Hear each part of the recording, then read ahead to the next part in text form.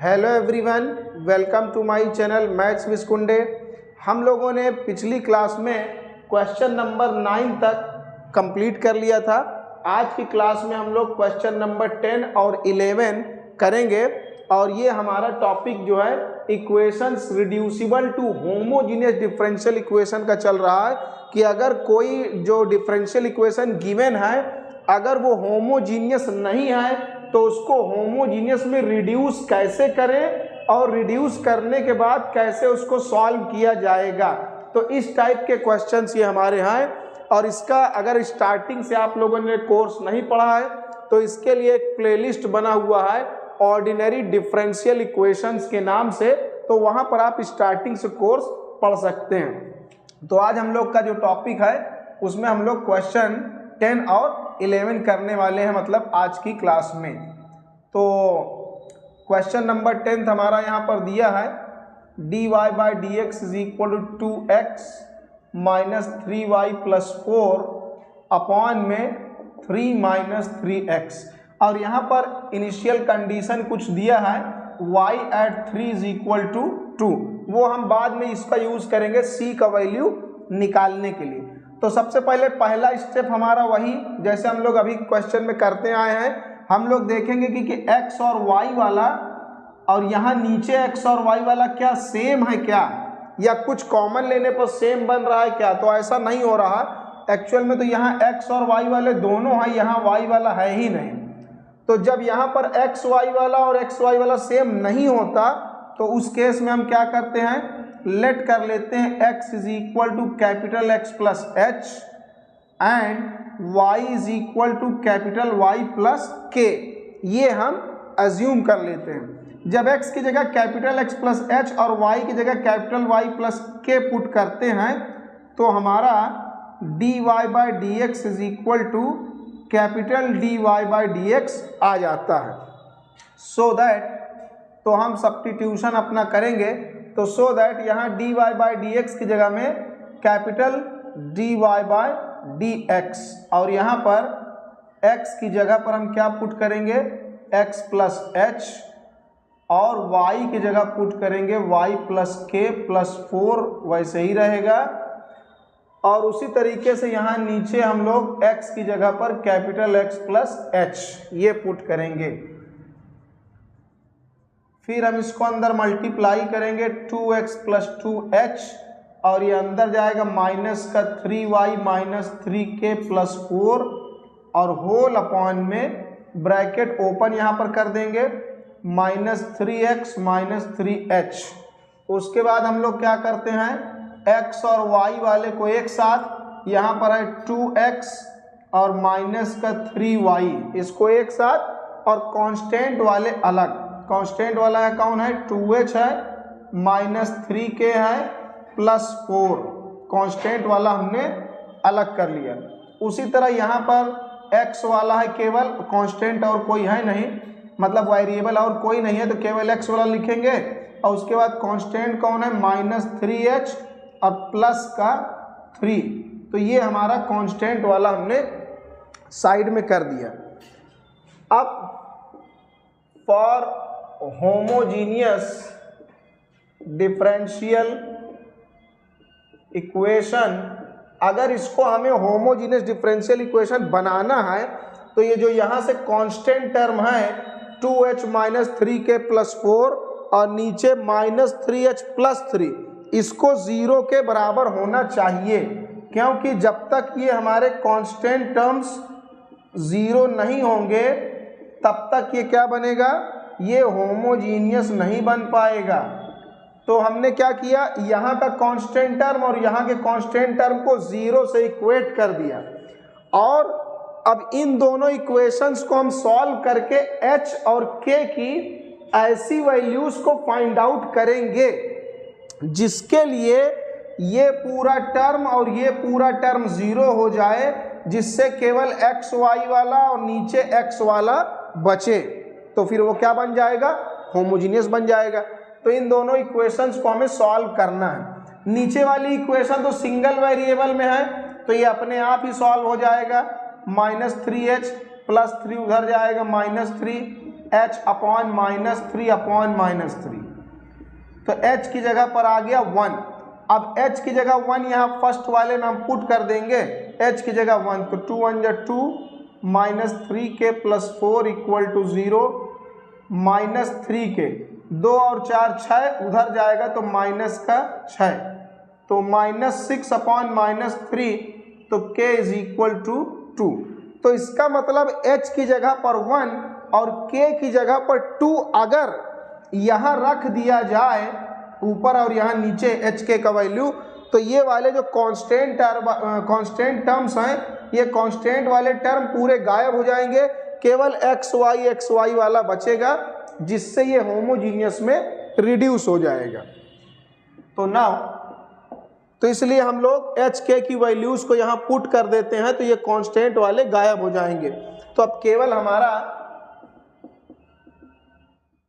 बचेगा x और y वाला, 2x - 3y और नीचे है -3x। अब ये हमारा बन गया होमोजीनियस डिफरेंशियल इक्वेशन। तो अगर ये होमोजीनियस इक्वेशन है, तो जब होमोजीनियस इक्वेशन बन जाता है, ये हमें कंफर्म हो जाता है, तब हम लोग लेट कर लेते हैं y की जगह vx। जब y की जगह vx एज्यूम कर लेते हैं, तो डिफरेंशिएट करने पर dy/dx = v + x dv/dx आता है। इसको हम लोग होमोजीनियस वाले टॉपिक में भी पढ़ते आए हैं, कई बार ये हम लोगों ने करा। तो सो दैट, तो dy/dx की जगह इस इक्वेशन में यहाँ पर पुट करेंगे हम लोग v + x dv/dx और माइनस का इक्वल में है 2x - 3y अपॉन -3x। तो ये है। अब यहाँ पर हम लोगों को y की जगह क्या पुट करना है, vx पुट करना है। y की जगह vx लिखेंगे और dy/dx की जगह हम लोग v + x dv/dx। तो यहाँ हम y की जगह पर vx रख दे रहे हैं, ये हो गया। तो ये सब्स्टिट्यूशन हम लोगों ने करा।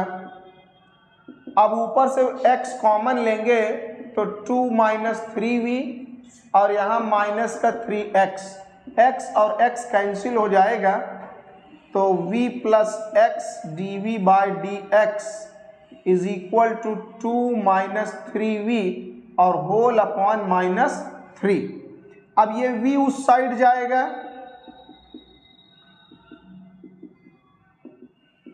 इस v को हम ले जाएंगे जब उस साइड, तो ये हो जाएगा माइनस में।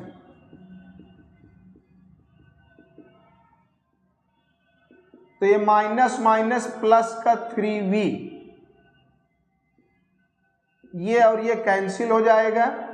तो ये सब्स्टिट्यूशन जब y की जगह vx कर दिया जाता है, तब हमारा इक्वेशन बन जाता है वेरिएबल सेपरेबल टाइप का। अब यहाँ वेरिएबल सेपरेट हो गए हैं, अब यहाँ पर एक्चुअल में v वाला बचा ही नहीं, तो कोई बात नहीं बचा तो हम लोग 3 को इधर मल्टीप्लाई कर देते हैं, 3dv, और ये x इधर चला जाएगा, माइनस अपनी जगह पर लगा हुआ है, मतलब dx ऊपर आ गया और x हमारा नीचे। तो जब वेरिएबल सेपरेट हो गए, तो हम इसको दोनों साइड क्या करेंगे, इंटीग्रेट कर देंगे। तो dv का इंटीग्रल कितना आ जाएगा, dv को इंटीग्रेट कर देंगे तो आ जाएगा v और -2, 1/x का हो जाएगा log of x प्लस एक आर्बिट्ररी कांस्टेंट आ जाएगा c। तो जब यहाँ पर एक आर्बिट्ररी कांस्टेंट c आ गया, अब v की ओरिजिनल वैल्यू क्या है, v की वैल्यू यहाँ से अगर निकाला जाए तो v की वैल्यू आ जाएगा y अपॉन x। तो यहाँ हम v की जगह y/x लिख देंगे, -2 log x प्लस c। अब कैपिटल X और कैपिटल Y की ओरिजिनल वैल्यू पुट किया जाए। यहाँ से हम देख रहे हैं, अगर हम कैपिटल X का वैल्यू निकालें, कैपिटल X का, तो आ जाएगा x और ये h इधर आ जाएगा माइनस में।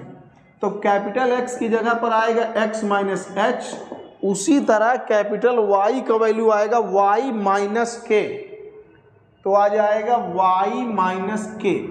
h और k का वैल्यू हमने क्या निकाला है, h की जगह 1, k की जगह 2।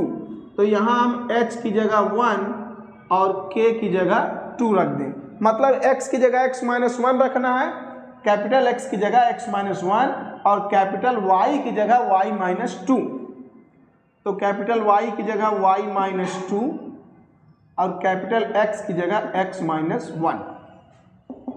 उसी तरह यहाँ भी पुट कर दिया जाएगा प्लस c एक आर्बिट्ररी कांस्टेंट है। तो हम लोग इसको यहाँ पर पड़ा रहने देते हैं और अपना इनिशियल वैल्यू को यूज़ करते हैं। यहाँ पर दिया है हम लोगों को y at 3 is equal to 2, मतलब y का वैल्यू तो यहाँ पर 2 बताया है और ये जो अंदर दिया है किसका वैल्यू है, x का, क्योंकि y का वैल्यू एट पॉइंट x 2 के बराबर है। मतलब ये अंदर जो लिखा है ये x की वैल्यू है, तो x की जगह पर 3 और y के बराबर में तो 2 दिया ही है, तो x की जगह पर हम 3 और y की जगह 2 पुट करेंगे। तो putting x is equal to 3 and y is equal to 2 we get, put करेंगे तो यहाँ पर y की जगह हम लोग यहाँ 2 पुट करेंगे तो 2 माइनस 2 और नीचे यहाँ पर 3 माइनस 1 और उसी तरीके से यहाँ पर भी पुट करेंगे x की जगह हम लोग x की जगह पर 3 प्लस c। तो ये हम लोगों ने इसको पुट कर दिया। तो यहाँ पर हम देख रहे हैं कि ये 2 माइनस 2, अब 2 माइनस 2 क्या आएगा, 0, तो ये पूरा 0 हो गया, माइनस 2 लॉग, अब 3 में से 1 गया तो 2 प्लस c, तो ये इधर आ जाएगा, तो c इज इक्वल टू आ गया 2 log 2।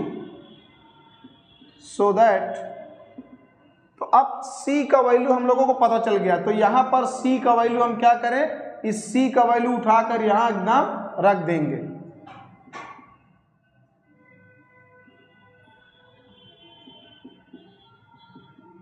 -2 log of x minus 1 और c की जगह हम लिखेंगे 2 log ऑफ 2 log 2।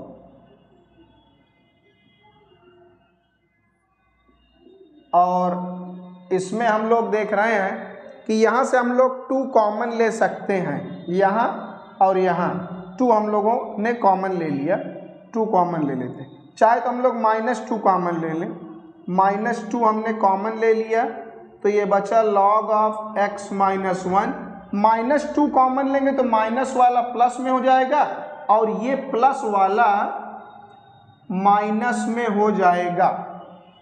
अब ये इस साइड आकर मल्टीप्लाई हो जाएगा, 3y माइनस 2, अब ये इसमें मल्टीप्लाई होगा -2x माइनस 1 और ये क्या बन गया, log a minus log b, तो log a अपॉन b। अब log का वैल्यू तो मॉडुलस में लिखते हैं, मॉड लिखने का मतलब कि वो नेगेटिव ना आने पाए, ये अंदर मल्टीप्लाई हो जाएगा, तो 3y माइनस 6 -2 अंदर मल्टीप्लाई होगा, तो -2 जब अंदर मल्टीप्लाई होगा तो यहाँ पहले इसमें कर दें, तो माइनस माइनस प्लस का 2 और माइनस का 2x, 2 को हमने पहले लिख दिया है और log के अंदर x माइनस 1 अपॉन 2 का मॉड लेने का मतलब ये है कि log नेगेटिव ना आने पाए। तो ये इस क्वेश्चन का रिक्वायर्ड सल्यूशन है, ये इसका आंसर होगा। उसके बाद हमारा लास्ट वाला क्वेश्चन है 11th question, 2x plus 2y plus 1 dx, और ये पूरा उस साइड जब चला जाएगा, इस पूरे को ले जाएंगे तो माइनस में dy हो गया। अब dy अपॉन में dx और ये इसके अपॉन में आ जाएगा 2x plus 2y plus 1 upon x plus y minus 1 और dy के अपॉन में dx आ जाएगा, माइनस इधर लगा हुआ है। हम इसको चाहे तो पहले लिख लें dy बाय dx को और ये उस साइड चला जाएगा।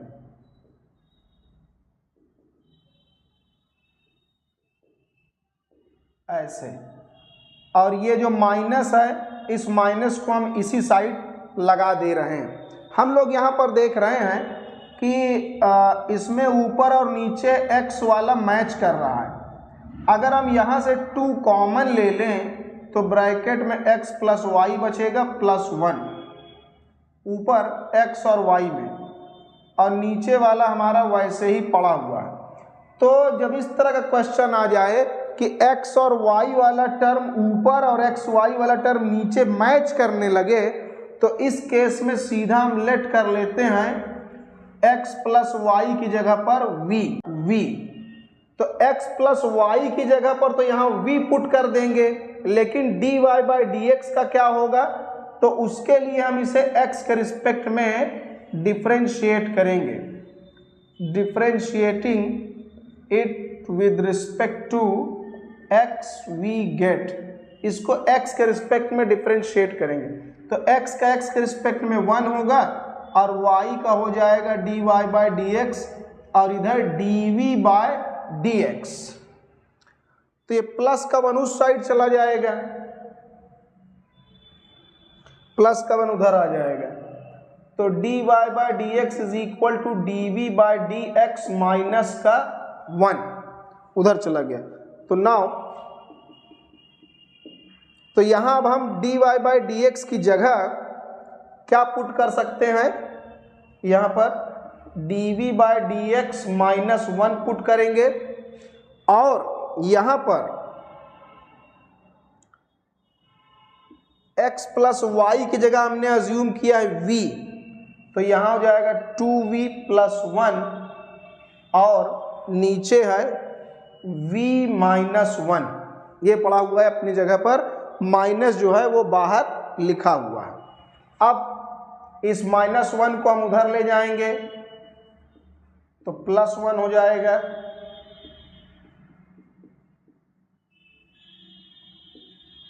इधर आकर ये प्लस 1 बन गया। इसका ब्रैकेट ओपन कर देंगे, माइनस 2v माइनस 1, और ये एलसीएम लेंगे ऊपर चला जाएगा, प्लस का v माइनस का 1 और whole upon v minus 1।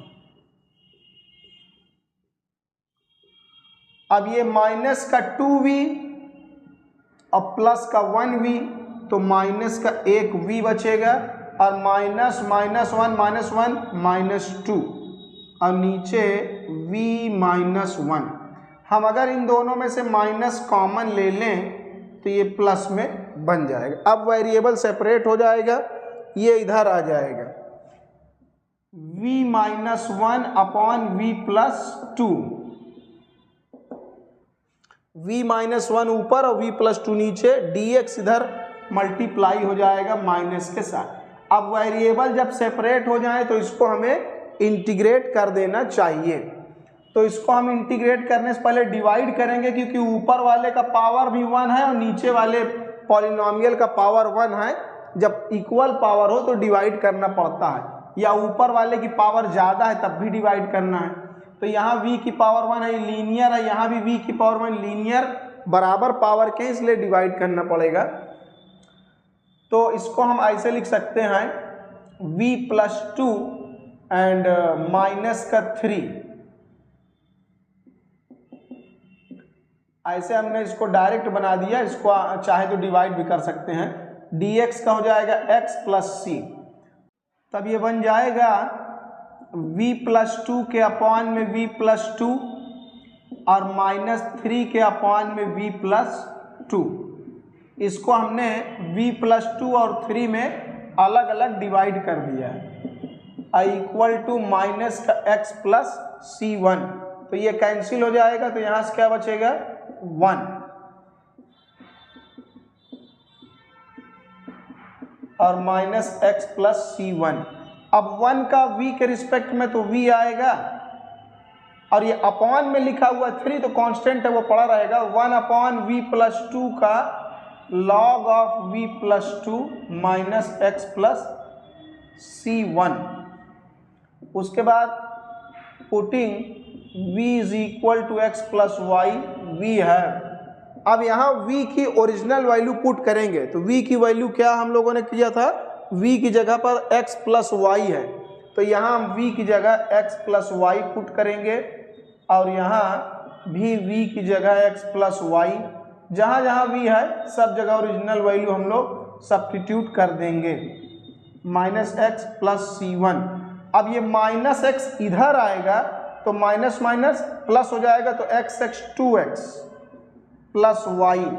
C1 को हम इधर पकड़ ले आते हैं, मतलब वेरिएबल और कांस्टेंट एक तरफ और लॉग को दूसरे साइड, लॉग वाला पूरा उधर ले जाएंगे, तो लॉग वाला हमारा अलग हो जाएगा, लॉग वाला एक साइड और ये वेरिएबल वाला एक साइड। तो हम लोग यहाँ पर देख रहे हैं, अगर इस कांस्टेंट की जगह पर माइनस C1 की जगह पर हम एक सुंदर सा नया कांस्टेंट लगा दें केवल c, तो अच्छा लगेगा। अच्छा इसलिए लगेगा मतलब ज़्यादा सिंप्लीफाइड दिखेगा, क्योंकि ये माइनस में लिखा है, तो नेगेटिव लिखने से अच्छा है कि हम एक प्लस में c लिख दें फाइनल। तो माइनस C1 को हटाकर वहाँ हमने एक नया कांस्टेंट c लगा दिया पॉजिटिव में, प्लस में लिखना ज़्यादा ठीक रहता है। अब ये 3 इसकी पावर में चला जाएगा, तो log of x plus Y plus 2। अब ये 3 आगे मल्टीप्लाई में है तो ये इसकी पावर में आ जाएगा। तो इस तरीके से इस क्वेश्चन का ये हमारा फाइनल आंसर आ जाएगा।